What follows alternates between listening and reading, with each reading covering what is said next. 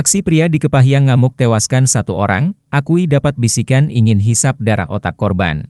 Aksi Ro, 42, warga Simpang Kota Bingin Kecamatan Merigi Kabupaten Kepahyang Provinsi Bengkulu mengakibatkan satu orang tewas pada Sabtu, 23 Maret 2024, malam. Aksi Ro mengamuk tersebut juga mengakibatkan 3 warga lainnya mengalami luka. Personel kepolisian resor, Polres, Kepahyang berhasil mengamankan Ro di sebuah pondok setelah bernegosiasi dengan pelaku. Saat ini, kata dia, pihaknya telah mengamankan pelaku di unit Pidum Satreskrim Polres Kepahyang untuk dimintai keterangan terkait dengan motif kejadian tersebut. Pengakuan Ro mengamuk dan membunuh Yodes warga Desa Rimbo Recap Kecamatan Curup Selatan Kabupaten Rejang Lebong, mengaku tersinggung dengan ucapan korban.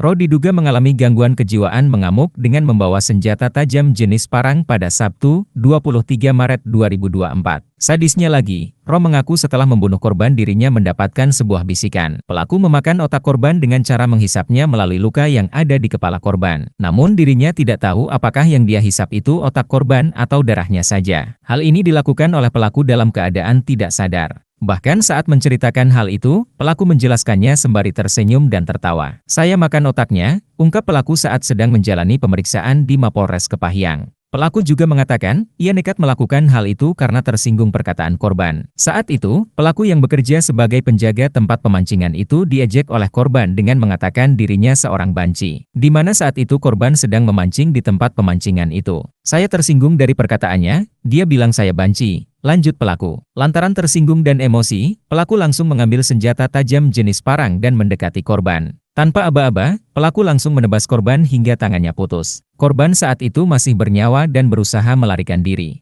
Pelaku tetap mengejarnya hingga akhirnya pembacokan terhadap korban dilakukan secara membabi buta. Korban mengalami putus di bagian tangan kiri, luka bacok di bagian kepala belakang, luka bacok di bagian muka dan ada di bagian belakang tubuhnya. Korban berlari saya kejar, saya lupa berapa kali saya bacok hingga meninggal dunia, lanjutnya lagi. Diduga kejadian ini terjadi sebelum pelaku mengamuk ke Simpang Kota Bingin dan membuat geger masyarakat sekitar. Mengingat keluarga korban terutama istrinya mencari keberadaan korban karena tak kunjung pulang ke rumah setelah pamit pergi saat siang hari. Korban ini pamit ke istrinya pergi memancing namun hingga malam hari tak kunjung pulang dan memberi kabar. Iya, saat itu istrinya menemui saya, dia menceritakan suaminya tidak kunjung pulang, dia pamit mancing, ucap tetangga korban, Hambali. Setelah itu, barulah pelaku keluar ke desa dan mengamuk di warung dan jalanan sehingga sempat melukai beberapa warga lainnya.